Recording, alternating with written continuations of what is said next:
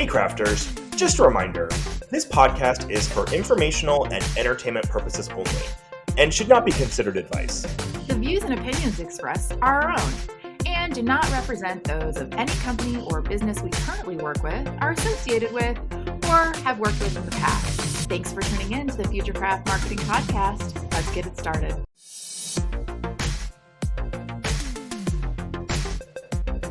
Hey there, welcome to the Futurecraft Marketing Podcast, where we're exploring how AI is changing all things from brand to demand.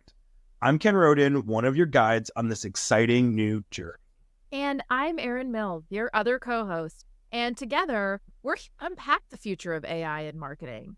We'll share some insights, test the latest technology, interview industry pioneers, and talk to folks doing really cool things. So, Ken, tell me a really cool thing you've been doing with AI. Well, Erin, I continue to find use cases for AI throughout my life. So I am getting ready to go away on vacation, and I needed some help understanding what outfits match because I don't have eye profession at all. And so I started with a shirt, and I said to ChatGPT, I have these other items, what would go well with it? And it said, oh, it would go well with one of these two things. And then I combined it with that, took a picture of it again, uploaded it. And I was like, this is a perfect match. And then I was like, it would be complemented by a pair of khaki shorts. And so now I'm using it to help me dress myself. It saves me time and makes me confident in my decisions. That's incredible. Have you taken it out into the world and used one of these outfits? I am wearing the shirt right now that I did ask it about. And it said this shirt matched my, I don't know what to call it, my palette, if you will. So I've been doing that, but I will let you know how this goes when I take this out into the wilderness and if people stare at me because my clothes clash or something. What about you? What cool things are you doing with AI? Well, I've been working on our episodes. As you and I are new to podcasting, we have been testing out a lot of tech. We'll also talk about this a little bit later in the tech review, but have been doing a ton of stuff in Descript. And so one of the things that is really great is I've been testing a lot the AI functionality, whether it's cutting out the ahs and ums, which apparently you and I do a lot of.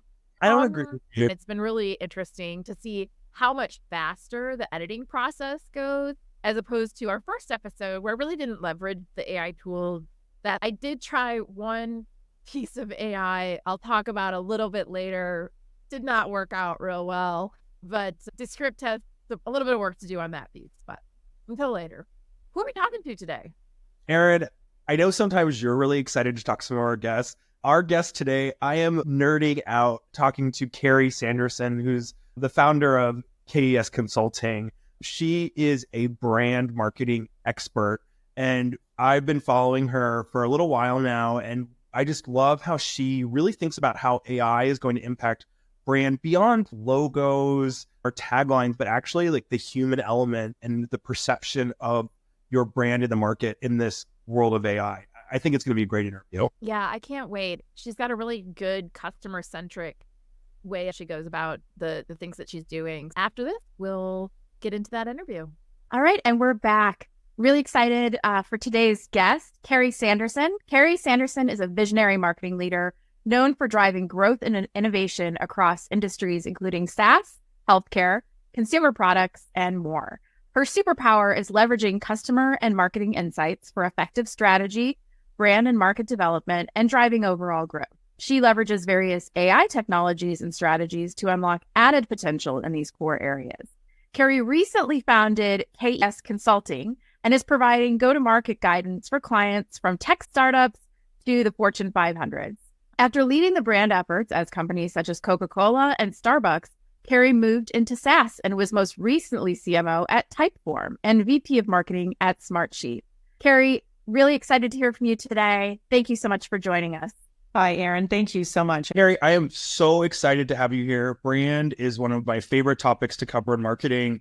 To kick us off, can you share how AI is currently reshaping marketing, specifically in the brand arena?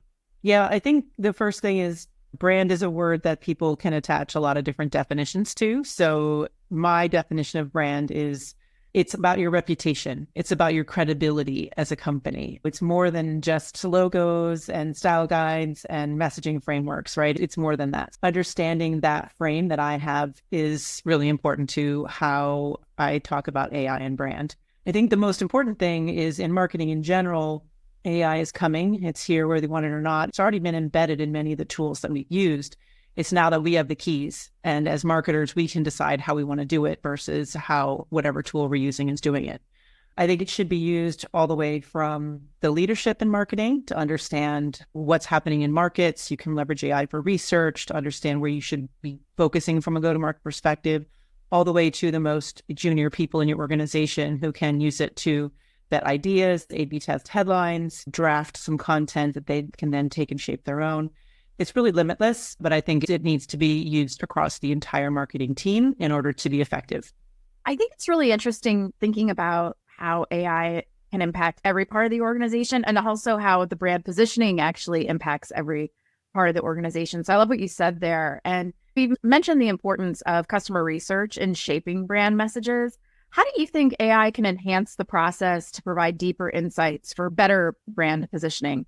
Yeah, this is one of my favorite use cases for AI for marketing because I'm an engineer by education, so I'm very data-driven and insight-driven in how I approach brand and marketing. And a lot of what we used to take either a lot of time and a lot of manual research and took a human bias into it, if you will, of collecting market insights, collecting feedback, looking through all the reviews that maybe somebody posted. Now you can take all of that pretty quickly, consolidate it, and then put it into whatever AI tool you're using and ask it to summarize the insights for you and understand at levels that either took a lot of legwork to do or simply weren't possible. So starting from there, leveraging AI as a research assistant and a way to get that market insight, I think is the first piece of the puzzle. And you can use your online reviews, G2, Trust Radius. You can look at your community of people on your website as well and see what they're saying just to get sentiment. So there's a lot of really good ways to use it. Yeah, I think the other thing that's really interesting is around just the fear about you get all these insights, but then you start to create things and it feels really impersonal. How do we as marketers strike a balance between leveraging AI for efficiency, but really maintaining an authentic human tone? To me, the way that I leverage AI is, first of all, you have to think about consistency. And especially if you're in a fast-moving tech environment, everybody's creating things really quick. You want to get out there, you want to respond. It's super easy to lose track of the brand, right? Even if you try to put it out there and communicate it. AI tools allow you to incorporate, here's our brand voice, here's our brand tone, here's our key messages, here's insights about the audience, so that as you're developing content, it's a lot easier to stay on brand. So I think that's the first piece that's really important. How you stay authentic is if your brand positioning and your go-to-market messaging and you really understand your customer is strong, then you are more likely to have messages that resonate. That's the first piece. The second piece, anyone who knows me knows that I talk about this all the time. It's so easy to get caught up in the features and the benefits, but humans by nature are emotional decision makers. 95% of decisions are made emotionally, and then we justify them later rationally. A way to keep your authenticity is to make sure that you're injecting some emotion into what you're putting out in the market. But when you use customers' language, when you tell stories that resonate with them, you create an emotional reaction that is and feels authentic, and that makes your brand stand out. You mentioned fear and emotion, right? And I think about a time in the last year where I worked with a team trying to get them to use AI. And it was a marketing team who did content, demand gen, and product marketing. And I said, go out there and just explore, see what's possible, and regroup to collect everyone's findings. I was fascinated because all of them were like, it's going to take creativity from marketing. Marketing is going to become boring. We're like, it's all over. And they were afraid that this was going to take the fun out of marketing and what makes it so human. So I'm curious, Karrie, what are some best practices for keeping the human aspects of marketing, like creativity and judgment? And how do you link that up with the analytical capabilities of AI? What I look for is using AI for the repeatable, sort of the tasks that no one wants to do anyway, and using it in your processes and your systems. Look for things, whether you're a content leader or PMM, what are those routines that you could leverage AI to free up some of your time, get them going on the processes and tasks and automation that way. That frees up your time so you can be more creative and you can spend more time on deep thinking. It's always hard for each of us to carve out time on our calendar. How do you get more of that? I would start there. Even if you use AI tools for creating content and keeping the human in the loop, you hear that a lot right now. You still need as a human to put your experience, your judgment, your final understanding of is this going to resonate or not on it. So there's a lot of opportunity to be creative in how you apply AI, how you use it to free up time so you can be more creative. And I think it actually has a potential to allow more creativity than less. But it will be a shift. It will be an adjustment of how we work. I think that it's this competitive element too. Every company right now is thinking about, how do I get ahead with AI? How do I move faster? It's often a crowded market. And a lot of the competitors out there are saying a lot of the same things. Curious how you think about AI tools or techniques and differentiating yourself from competition. I think the first thing is, same as I mentioned at the beginning of our discussion around how you should use AI for understanding your own market, your own customers, your own product offering, and how that's resonating. You can do the same thing with your competitors, right? So you can still leverage AI to understand, like, where are there similarities? Where are there parts of the landscape that maybe nobody's talking about or addressing? There are tools out there now that you can literally put competitors' websites in, your own websites. It's incredible where that shortcuts just the foundational understanding of what's going on. To differentiate versus competitors, I think it's still the same thing. The first piece is, how is your product market fit, right? It's going to force everybody to be a lot more honest with themselves about the product market fit of what you do have. And are you really offering something to customers that is meeting a need or a pain that they have or they don't realize? And then secondarily, what's ownable by you? Where are those differences versus your competitors? So it's the same marketing principles that we've always been using. I think AI just allows us to get at those insights more quickly in a little bit more objective way. So to me, that's how I would approach it, is get the foundations, look for those opportunities, and then lean in as much as you can in an authentic way and a consistent way with what's different and unique about what you have in the market. Yeah, it almost feels, once you land the foundation, AI even makes it more of a gap between you and your competition if you can really find the product market fit. Yeah, it really is. I think the other thing too is super interesting, and I'm interested to see where the landscape goes. Because of the digital world, it's going to be so much easier to up-level, create, be more consistent, flood the market, which I think we're seeing in some cases of content that it almost becomes overwhelming. And I wonder at what point will consumers say enough and start craving either very differentiated experiences, in-person experiences. Not to say that our events should just be all the kinds of things we've always done, but we have little micro meetings, micro events. I think it's going to challenge us as marketers and in go-to-market in general to think differently about how we create these engagements with customers outside the digital world. Because I think the digital world, as everyone gets up to speed on AI and content creation, that the bar will be raised and people will start to maybe feel a little bit overwhelmed and crave something different. That's spot on. I think that's what consumers and buyers are going to be looking for. It's crazy to me, the number of LinkedIn comments that you see now that are just, you can tell are generated by, and people are no shame to your game, but it's not connecting with your buyers. And so that's going to impact trust. One of the things that I really appreciate about the work that you do specifically is around how brand is about connecting with the customer. How can brands maintain that transparency and build that trust with their customers when all of this is happening? And how can we prevent the risk of having bias in our AI systems? I think that's a two-parter question. Yeah, the first one, the bias one, I'll hold that one for a second. I've always felt the biggest gift we have as marketers is the feedback that we get from our customers. And in some ways, it's the feedback we get from people who chose not to be our customers is even more valuable. When I started marketing, digital marketing was in its infancy. And so the marketing world was create the thing, put it out there, wait a few months to see if it worked, right? So there's a blessing and a curse of that immediate feedback. When you have this opportunity, though, and I think customers now expect to be able to give you feedback immediately on your social channels, through chatbots, whatever those things may be, if you treat that as a gift, as a rich resource for understanding what's still not working for your customers, where there may be gaps, where are the things that you should absolutely amplify and lean in on, what are the things that they really love about you, there's so much information there, whether it's from a gong call or the chatbot or social feedback and DMs. The whole company should treat that as gold because it's really the place where those rich insights. And as a marketer, I always really want to understand exactly the language the customers are using when they give you that feedback. Because when you take their words, as opposed to putting into all kinds of jargon that we feel like we need to do, you take their words and play them back to them, they feel heard, they feel validated in their decision to choose you or to even consider you. So I think that as marketers, it'll be super tempting to replace that customer voice with whatever comes out of an AI tool that we're using. I think you should make sure you're capturing that customer voice and feeding that into the AI tool and making sure that it's consolidating it for you so that you can use it back.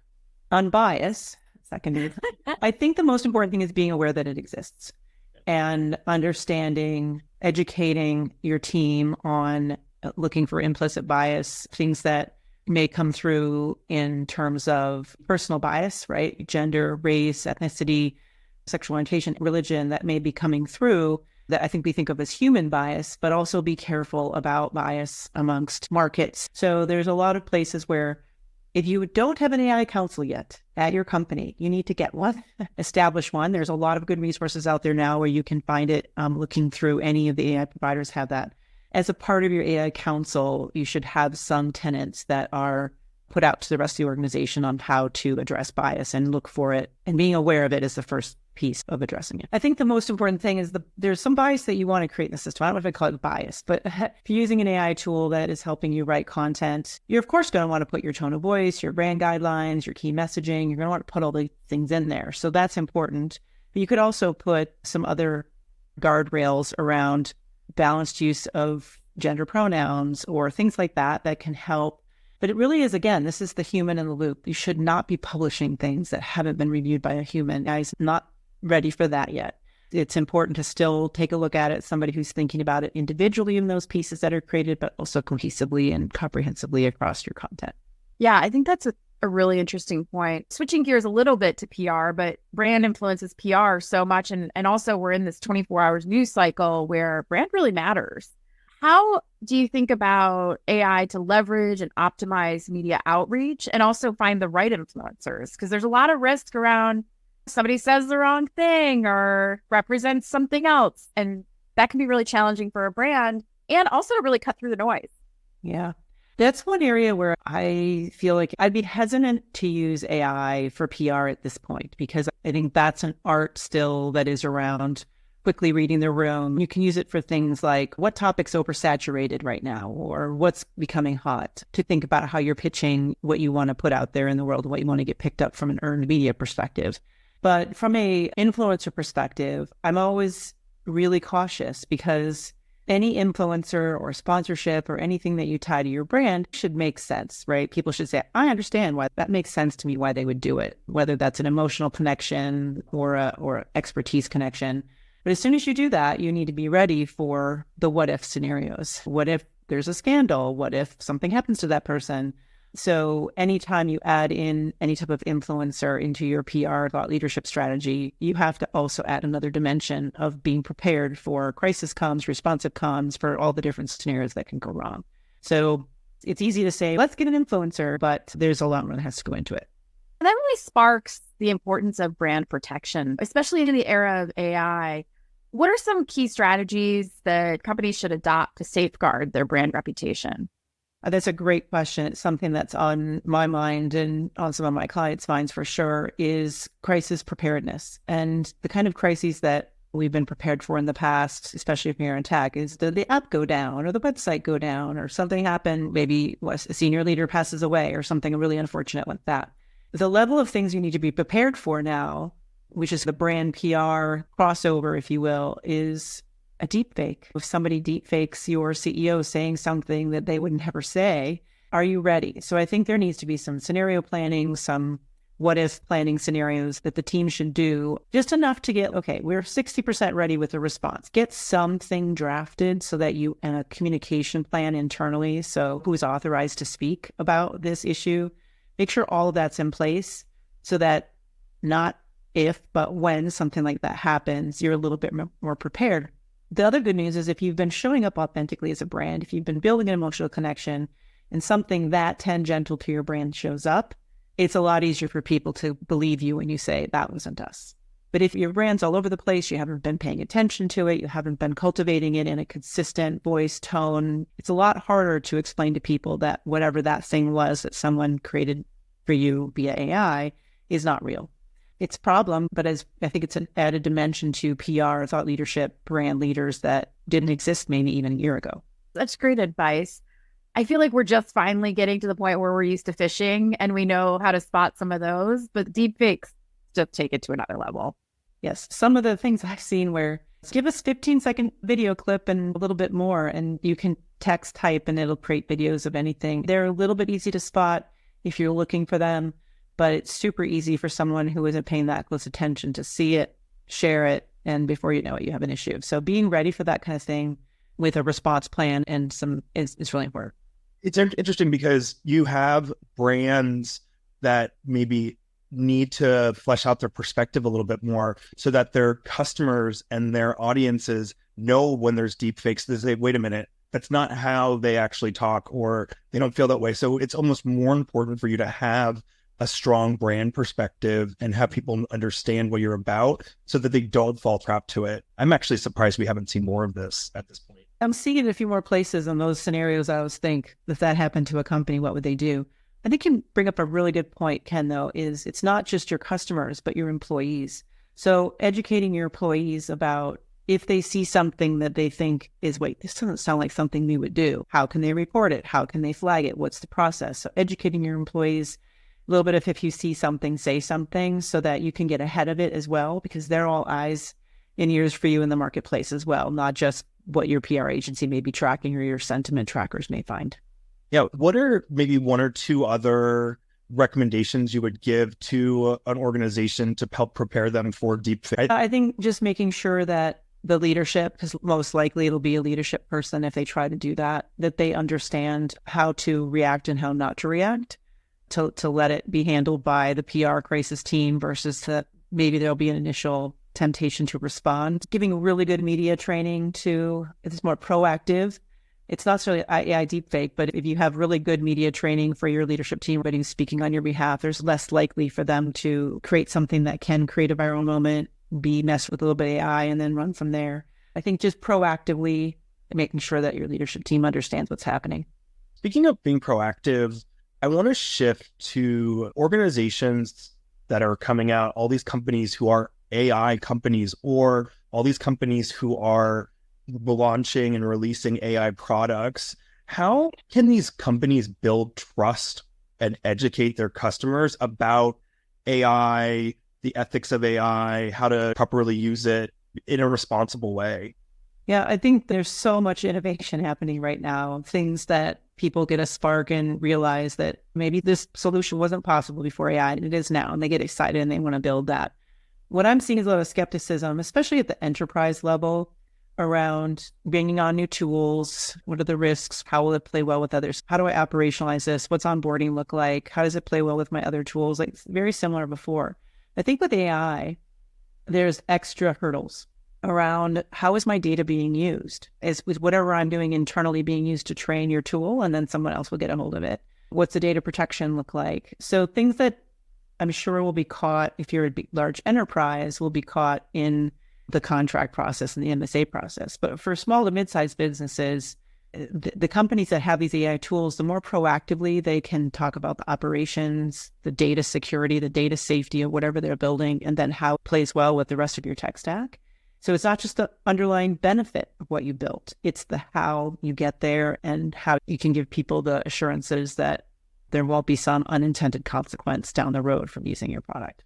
I think about all of these AI tools that are coming out with free trials, or you can upload your first video for free. And I'm like, what are you doing with that data? It's almost like filling out a lead gen form 10 years ago where you were like, I'm filling out this form, but I didn't know that you were going to sell my phone number to 400 agencies who are just going to spam robot call me. And what are you going to do with that video? Or what are you going to do with the insights you get from that video? Yeah, proceed with caution. I pretty much won't try any new AI tool unless I've heard about it from a trusted source. There's so many out there, it's hard to sort through. So some of the places that I go for my insights and learning about new tools, I almost let them do it for me and then understand. I belong to some CMO networks, some AI communities where it feels a little bit safer to ask questions and try. So for your listeners, I would say start following and find some trusted sources. Ask your professional communities that you're in for recommendations, and just be really careful about what you sign up for and what you try without really reading the fine print and knowing what you might be giving away or what the privacy is. So tempting. There's just so much innovation happening. It's just insane right now. It's exciting. I think it's going to change and shape things in ways that we haven't thought about. I do think that there's a happy medium between just jumping in with both feet without thinking through what the downstream consequences might be. But I think those that are in the wait and see mode right now, that time is past. You should be adopting, starting your AI council. Even if you're at a small company, have a conversation. Make sure you have guardrails. Can I use this for personal use or not? What version am I using? How are we going to use it? How aren't we? Just having those conversations will give people some guardrails and protect your company and your brand along the way. Yeah, I think that's interesting. Coming back to PR and the crisis situations, what role do you think AI can play, whether it's the real-time monitoring or rapid response? Where do you think AI could fit in today? Yeah, PR is such an art, right? And it's relationship driven. When you're looking to hire a PR person, you're looking for somebody that always has a lot of contacts with whatever industry publications that you're looking to get to. I think, to me, again, going back to my foundational insight is how can I use AI to tap into emerging trends, topics that people think are going to come up that I can reasonably bring my brand into that conversation and use that to help me understand where I should be pitching, what I should be pitching, where are things saturated. We don't need another. I think back to the days of early COVID. How do we adapt through COVID? At some point, it was like, we don't need another top 10 list of how to do this. I think AI can be used really well in the proactive side when you're pitching, and then, of course, in scanning the digital universe for what your mentions are and how it's working. You said something earlier that really stuck with me about people who aren't using AI already really need to start doing it. And it reminded me a couple of weeks ago, I was at a conference and I asked the audience, how many of you have used AI? And of course, everyone raised their hand, right? And I said, how many of you are using AI daily? And a lot of hands dropped. And then I said, daily? And it was maybe like 4 or 5 people. And I was shocked. Just in my day-to-day, I use AI to help me answer questions really quickly because it's better than Google right now. And I think we're seeing that it's not actually being adopted at the rate we think it is. We're all into the topic, right? And for marketing teams, especially in the enterprise, who are maybe not adopting AI at the rate that we think they should, what advice would you give to them, to the marketers, the marketing leadership, to deal with internal resistance? Maybe they don't have the direction, they don't have an AI strategy, and really address that skills gap that's growing really quickly. I think the first thing is, if you are listening to this and your company hasn't been talking about it, you drive it. You make it happen. Do some research, understand what's out there, raise your hand and say, I'd like to take this on. Because I guarantee you that if you don't have a council, somebody's still using it at your company, and it's probably putting you at risk if they're putting in company data or not using it properly. The second thing is you just have to try it, right? So I think if you're in an enterprise, it's a little bit harder because there are rules, especially around data security. So are you on an enterprise version or a version where they've committed to not use your data to train the model? And then sit down and just do lunch and learns. Let's do some use cases. Let's try it out. Let's share.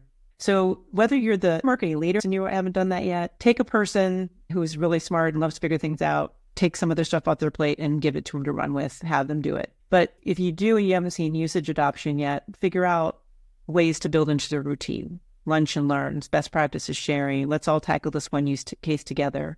Because frankly, I think it's going to become a selling point for recruiting.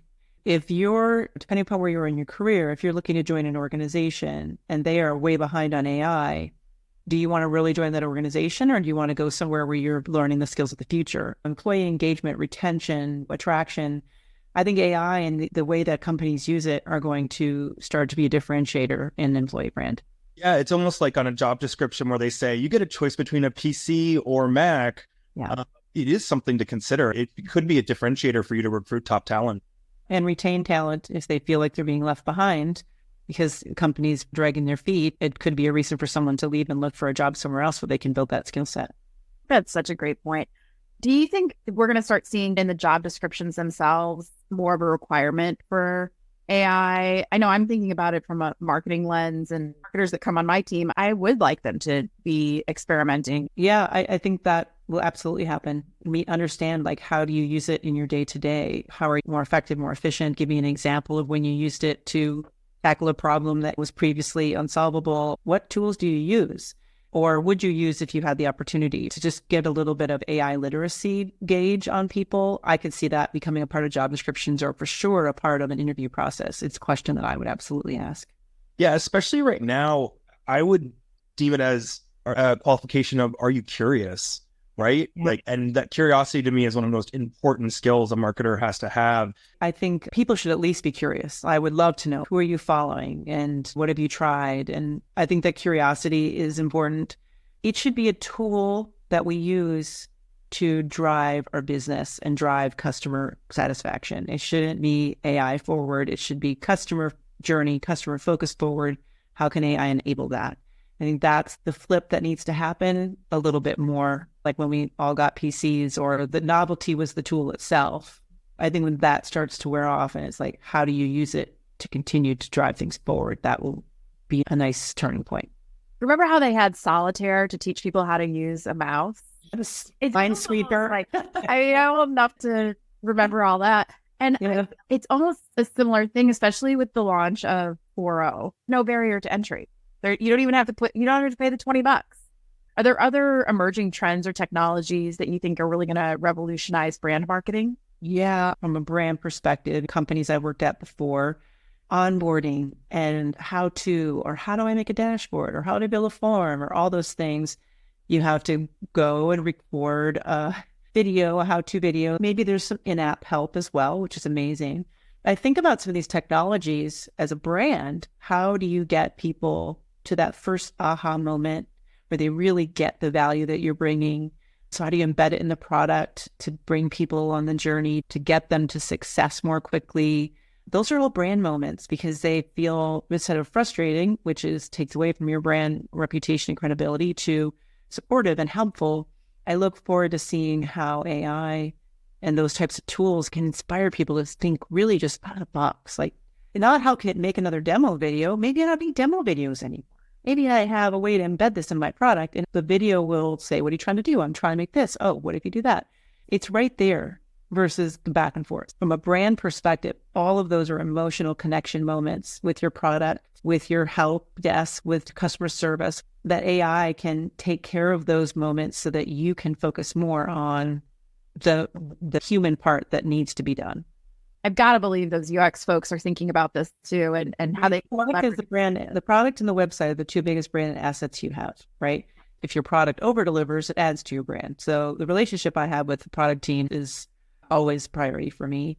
Before I came to tech, when you work in CPG, I was a brand leader. I owned the product and the brand and the P&Ls. I think that's right. Like, talking and connecting with your internal counterparts on what does the journey feel like? How do you keep them attached and building upon the trust you're building, and having great experiences from when they hit purchase through being a customer for years? How do you build that? And I think AI is going to have amazing impacts all along that journey. Yeah, because the way that I solve technical problems, like one of the software we're using to make this podcast, I'm struggling with, I use ChatGPT to help me QA it, right? Mm-hmm. And test why isn't working, and I tried this, and what about this? But if I'm a brand, I would want you to do that in my help section, and I provide the solution to you. And so I think this is going to be an interesting challenge for these vendors that think they want people to go to their community or their help center. And I'm using ChatGPT because it's so fast and it's right there. I'm curious how that plays out. Yeah, that's actually a really good point.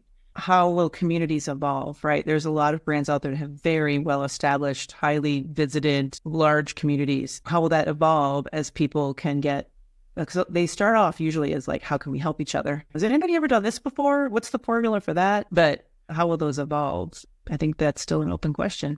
Karrie, this has been an awesome interview, but I just have one set of questions left for you. Okay. Here at Futurecraft Marketing, we are all about the practical tips and tricks for our listeners. So I'm going to give you 4 questions, and I want your quick hit answers. Your best quick AI tip. Perplexity. I really don't use Google anymore.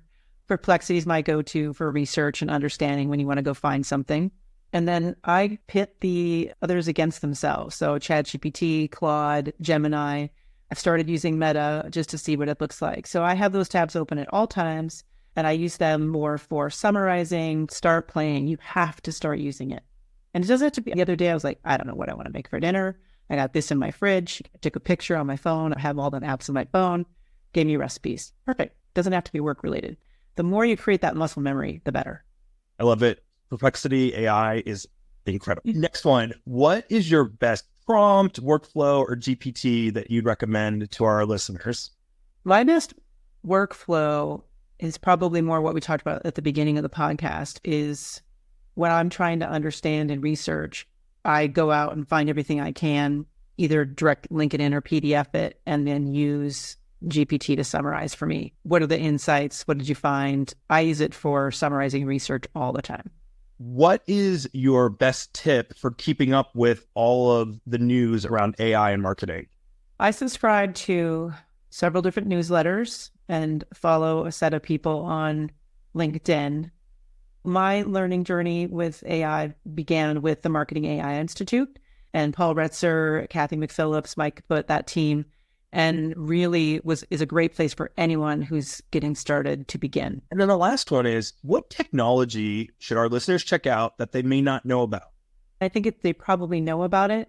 Unless you're an expert user of the basics already, I would just stick with Perplexity and the top 4 tools to just play with AI. I think if you get those down, any other tool that comes along, you'll be able to use. Maybe this is a tip. I ask it to write the prompt for me. So it's a weird, like, recursive tool where you can say, I need to write a prompt that helps me figure this out. Will you write one for me? Then it writes the prompt. Then I turn around and use that.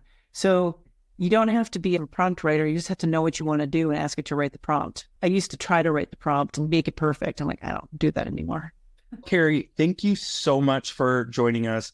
I learned a lot. We covered brand and then the crisis communication stuff. I think I'll be thinking about that for a while. It's coming. Thank you, Ken. And thank you, Erin. I really appreciate you having me on the show. Anytime. You're welcome back anytime. It was really great, especially thinking about those deep fakes. Now I'm going to be up at night. Yeah. And it's true for your family also. And also, I'll give my plug for this. If you and your family do not have a safe password or a password yet that only you know, should there be a deepfake call about somebody stranded on the side of the road or something like that, make sure you do that. That's just a PSA. Super critical. That is a great tip. We'll be right back after this quick break. And we're back.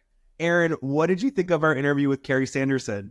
I really enjoyed it. Most of my career have been more on the revenue marketing side. As a CMO, I obviously have the purview of brand and PR and crisis comms and all of the things in between. But I think what Karrie was talking about is so relevant as brands become more crossing between UX and all the things that they're doing. It's going to become more critical to be ahead of a lot of these crisis comms. Yeah, I'm still surprised we haven't seen more of them. I'm not asking for it, but it just seems like there's so much out there already with voice recording that can imitate your voice. And I even I don't know if you've ever gotten the text message at a previous job that it's your boss texting you, asking you to send them gift cards. What's the future of that going to look like? I'm just waiting. I'm not eager, but I'm waiting for it to happen. I think the frightening thing in talking to Karrie, if frightening is the right word, is the deepfake, preparing for deepfakes. I think that is such great advice. I'm sure it's going to happen where the very realistic looking deepfakes out there of our CEOs or leaders. And I think that's going to create a whole new dimension of things we need to look out for.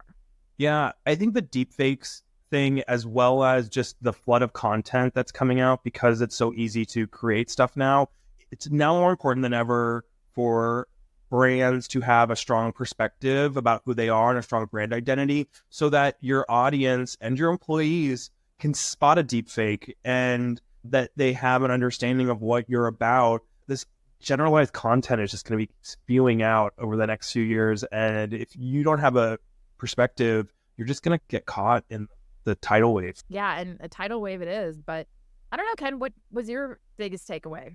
Yeah. So after noodling it on a little bit, the thing that I'm taking away from that chat is really around the need for an AI ethics committee at your company. And I want to expand that a little bit more and actually say we need AI steering committees at companies, because it's not just what the ethical implications are, what the guidelines are, which are important, but also how should your organization and your employees leverage AI to do their work. And I think we're not organizing as well as we could collectively about where do you store prompts that are good. There's some communities out there, but how are organizations putting that together? And how do you safely incorporate data into a GPT or another LLM? So I think that's where we really need to go towards. And I thought it was great that Karrie pointed that out. And it drives a little bit of brand. If you have an AI ethics committee and a steering committee about what you're all about, that's something you can communicate to your customers to build that trust and transparency, which is just so important. Yeah. The other interesting thing that Karrie mentioned was if you don't have a person, be that person. And I think there's a lot of opportunity for marketers to lead the charges we've been talking about.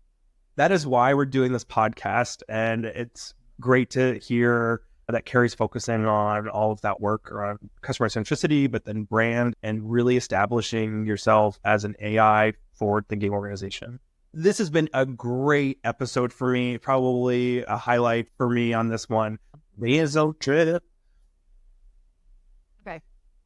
Great. Descript's been pretty interesting. As we put together this podcast, we've tried out a lot of technology. And Descript's one that really stands out as being one of the more valuable ones. It really helps with the editing process in terms of getting the podcast out the door. But I was talking about some of the AI benefits that it offers. And one of the things that's really interesting is it gives you the opportunity to remove a lot of the filler words, which manually done take a lot of time, I can tell you, as someone who also says a lot of ums and uhs. And it gives you opportunities to summarize and create chapters and do a lot of different pieces that would normally take a lot of time to do. Do you think that, I know we're creating just our first set of episodes right now, but if you're an organization that's maybe has a podcast or is editing a lot of video, could Descript handle this at scale? I think it's probably even better for people at scale. I think that the folks that are doing a ton of videos, the transcription alone is really powerful. And being able to, as an individual marketer, edit those videos quickly without having to have Final Cut Pro or some of those more advanced video capabilities that do require a bit more technical expertise. This is a really good entry point for folks that need to get videos done quickly, need the transcription, and don't necessarily have the technical expertise. Yeah, I would agree with you. And using it, I do think that it's a little bit easier to use than some of the other tools that we've trialed. So I do think it's good for people just getting started. Okay, scale 1 to 10, what are you going to rate it? Before I get into the rating, I'm going to tell you there is a little bit of work on the AI feature. Okay. One feature in particular, if you are out there trying Descript, the AI Oh, goodness. beta that's right now, a little bit insane. Is beyond insane, everyone.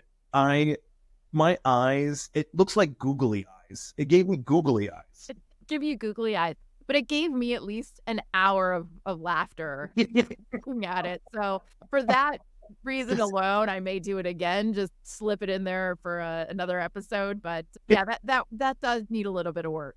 It's funny, I forgot about that until you just brought it up. And now I'm like, what's your rating now? Because I've got a rating. Descript, 7.5 out of 10.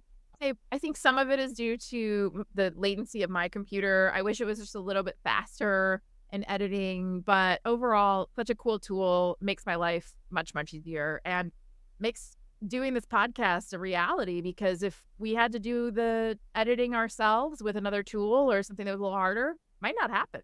Yeah. 7.5 is, I think, your highest score so far. So Yes. This is a strong contender to be entered into this race of AI-driven technology. I think mean, for the googly eyes, I for the laughter piece of it, I might just give it a 9. Oh my gosh. By the way, you can never share the googly eyes images. I will die. Might happen. How about this? How about when we get, how many listeners should we get when we can post the googly eyes? Ooh, 1,000? 1,000. Okay. When we hit 1,000 listens, we will post the googly eyes. I will commit to that. I love it. Thank you to Karrie Sanderson for a great interview. Really enjoyed speaking with her. And thank you to all of our listeners for coming on this journey with us. And until next time, let's keep crafting the future of marketing together.